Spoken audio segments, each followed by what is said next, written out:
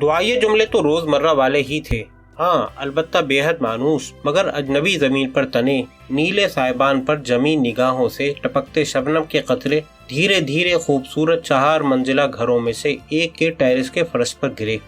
ہونٹوں پر تکرار ہوئی، میرے ساتھ رہنا ہے، میرا ہاتھ تھامے رہنا ہے، اکیلی ہوں، آج وہاں جا رہی ہوں جہاں جانے کے سدا خواب دیکھتی رہی ہوں۔ پانیوں میں تیرتا یہ خوبصورت بے حد شاندار خوشنما 100 جزیروں، سینکڑوں پلوں اور ہزاروں گلی کوچوں والا وینس، ادیبوں، شاعروں اور تخیلاتی لوگوں کو ہانٹ کرنے والا۔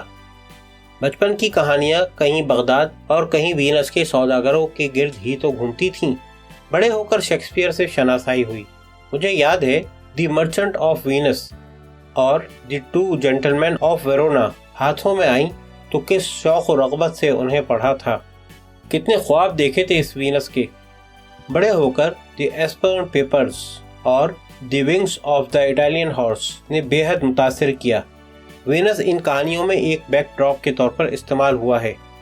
ہاں میں تھامس مین کی کلاسک کہانی تو بھول ہی گئی، دیٹ ان وینس، کیا کمال کی چیز ہے، کیسا شہر ہے جس کی شہرت یورپ کے ایک محفوظ کیے گئے حیرت انگیز اور بڑے تاریخی شہر کے طور پر ہے، اور جو اب تنزلی کی طرف گامزن ہے، جس کی گلیوں میں دوڑتے ندی نالے دیکھ کر ہمیشہ بسمل صابری کا شعر یاد آتا تھا، اشک بن کر وہ میری چشم تر میں رہتا ہے، عجیب شخص ہے پانی کے گھر میں رہتا ہے، ساتھ میں تھوڑی سی ترمیم بھی ہو جاتی تھی، عجیب شہر ہے پانی کے گھر میں رہتا ہے۔ مختصر سا ناشتہ، چائے کا مگ اور جیم لگا خستہ سا بند نما سموسہ، بیگ کی چیکنگ، ہیلمٹ پہن کر اقبال کے اسکوٹر پر بیٹھنا، چیزات اسٹیشن پر آنا، مشین سے ٹکٹ نکالنے کا مشکل مرحلہ اقبال سر کرتا۔ اگلے مرحلوں میں میں طاق ہو گئی تھی۔ آج مجھے میلان شہر کے میٹرو اسٹیشن ریپبلکا اتر کر نصف فرلانگ پر چنترال اسٹیشن تک جانا تھا۔ مجھے اس میں آسانی محسوس ہوتی تھی۔ میں میٹرو کی زیر زمین بھول بھلائیوں سے قدرے خوف زدہ سی رہتی تھی۔ آسان اور سیدھے راستوں کو گو وہ چلنے کی مشقت سے زیادہ بھرے ہوئے تھے ترجیح دیتی تھی۔ دو رویہ بلند و بالا عمارات کے کشادہ برآمدے اس صبح کے سمے خالی خالی تھے کہ ریسٹورنٹ ابھی جاگنے کی لگن میٹی کھیل رہے تھے۔ میلان کے مرکزی ریلوے اسٹیشن چنترال کا چہرہ موہرا بڑا بے رونق سا ہے۔ اندر جدید سفری سہولتوں سے مزین چھوٹے سے چھوٹے اور بڑے سے بڑے ذرائع کے ڈھیر لگے پڑے ہیں، اور باہر بڑا اجڑا پجڑا سا ہے۔ سنا بھی اور پڑھا بھی کہ فاسسٹ مسولینی کی یاد میں یہ سوغات رکھی ہوئی ہے کہ دوسری جنگ عظیم میں بیچارہ پور پور زخمی ہوا تھا، اس کے چہرے مہرے کی پلاسٹک سرجری قصدن نہیں کی گئی۔ وینس کے لیے ٹکٹ لینے کی پوچھ گچھ کے مرحلے سے ابھی 2-4 نہ ہو پائی تھی کہ ٹھگ کے ہتھے چڑھ گئی۔ ایسا ہونا ضروری تھا۔ ایک تو لباس اعلان کرتا تھا، دوسرے چہرے پر اڑتی ہوائیاں راز کھولتی تھیں۔ نوجوان خوش شکل سے لڑکے نے قریب آ کر پوچھا، کہاں جانا ہے؟ وینس کو اطالوی زبان میں وینیزیا کہتے ہیں۔ اسے رٹ کر چلی تھی، اس لیے بڑے اعتماد سے کہا گیا، مگر اٹلی ٹھگوں کے لیے بھی تو بڑا مشہور ہے۔ بہرحال مدعا جان کر اس نے آنکھیں اور دل میری راہوں میں بچھاتے ہوئے مجھے ٹکٹ آفس تک جانے ہی نہ دیا، خودکار مشینوں کے پاس لے آیا۔ First class, second class? سوال ہوا۔ کنجوس اور کفایت شار عورت نے فوراً پوچھا تھا، تھرڈ کلاس نہیں ہے کیا؟ زوردار قسم کا نو تھا۔ خود کو لان تان کی کہ اوقات دکھانی کیا ضروری تھی۔ 37 یورو دیجیے۔ 50 یورو کا نوٹ بیگ سے نکالا۔ لڑکے نے حکم دیا، مشین میں ڈالو۔ تعمیل کی۔ دوسری طرف سے 10 کا نوٹ نکلا۔ دوبارہ شاہانہ انداز میں کہا گیا، پکڑو۔ میں تو پہلے ہی جھپٹا مار کر نوٹ کو قابو کر چکی تھی اور 3 سکوں کی بھی منتظر تھی۔ ٹکٹ باہر نکلا۔ لڑکے نے اسے میرے ہاتھ میں تھمایا۔ ٹن ٹن موسیقی کی جھنکار کے ساتھ 3 سکے باہر نکلے اور ساتھ ہی برقی انداز میں لڑکے کے ہاتھوں نے انہیں دبوچتے ہوئے مجھے اشارہ کیا، آئیے۔ 2-3 خودکار برقی سیڑھیوں سے چڑھاتے، تیز رفتاری سے تقریباً دوڑاتے مجھے ایک بڑے سے ہال کے دروازے پر دھکیلتے ہوئے بولا تھا، آگے جانے سے میرے پر جلتے ہیں، گاڑی پلیٹ فارم پر کھڑی ہوگی، جائیے۔ میں نے ہونقوں کی مانند اسے دیکھا۔ 3 یورو کے عوض میں نے تو سمجھا تھا کہ وہ مجھ مہارانی کو ڈبے میں بٹھا آئے گا۔ مگر مسئلہ یہ تھا کہ اساطیری کہانیوں کے یاجوج ماجوج کی طرح 2 سپاہی شیشے کے دونوں دروازوں پر کھڑے تھے اور مسافر کے سوا ہر ایک کا داخلہ ممنوع تھا۔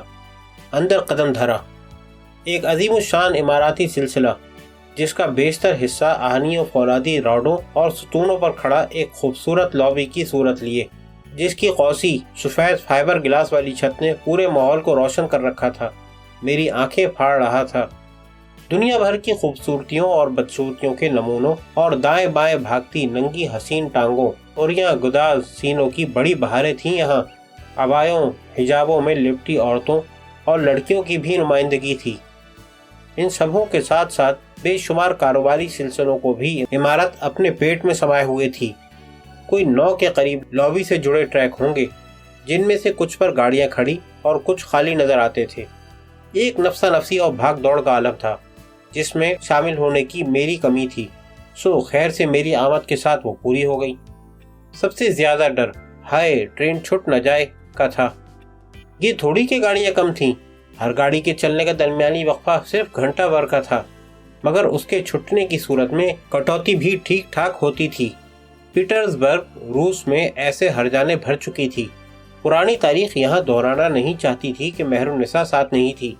ہرجانہ پورا کا پورا میرے پلے پڑ جانا تھا، اس لیے ٹکٹ ہاتھ میں پکڑے جانکاری کے لیے بھیک منگوں کی طرح بھاگتی پھرتی تھی۔ اسے پکڑ اسے کھینچ، کوئی مونڈھے مارتا آگے بڑھ گیا، کسی نے بے اعتنائی سے دیکھا، کسی نے توجہ تو دی مگر خاک نہ سمجھا۔